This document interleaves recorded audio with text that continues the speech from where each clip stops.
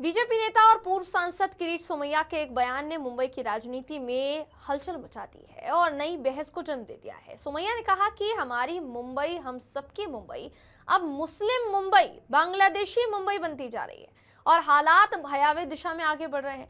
सोमैया ने Tata institute of social science यानी TISS की एक रिपोर्ट का हवाला देते हुए दावा किया कि मुंबई में बांग्लादेशियों का अतिक्रमण और बसावट तेजी से बढ़ रहा है, जिससे शहर का डेमोग्राफिक संतुलन बदल रहा है। इसके साथ ही संयुक्त राष्ट्र संगठन UNO की रिपोर्ट का जिक्र करते हुए उन्होंने कहा कि देश में औसत नेचुरल फर्टिलिटी रेट 1.9 तक आ चुका है, यानी कुल जनसंख्या वृद्धि लगभग 0 की ओर है। लेकिन मुंबई में तस्वीर अलग दिखाई देती है।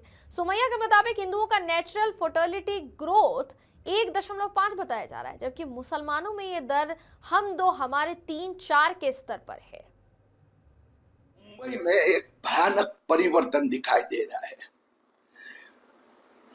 माजी मुंबई ये मुस्लिम मुंबई बन रही है, बांग्लादेशी मुंबई बन रही है। मैंने कल भारत के गृह मंत्री अमित शाह जी को और महाराष्ट्र के मुख्यमंत्री देवेंद्र फडणवीस जी को एक चिट्ठी लिखी है, जिसमें UN का रिपोर्ट है, ORG का रिपोर्ट है, टाटा इंस्टीट्यूट का रिपोर्ट है। दो प्रकार के आक्रमण, मुस्लिम आक्रमण, एक और बांग्लादेशी जो अतिक्रमण हो रहा है, आक्रमण हो रहा है। दूसरी ओर जो नेचुरल ग्रोथ है, फर्टिलिटी रेट हिंदुस्तान का आज बिलो एवरेज आ गया, यानी एक व्यक्ति का फर्टिलिटी 0.95, 1.9 आ गया।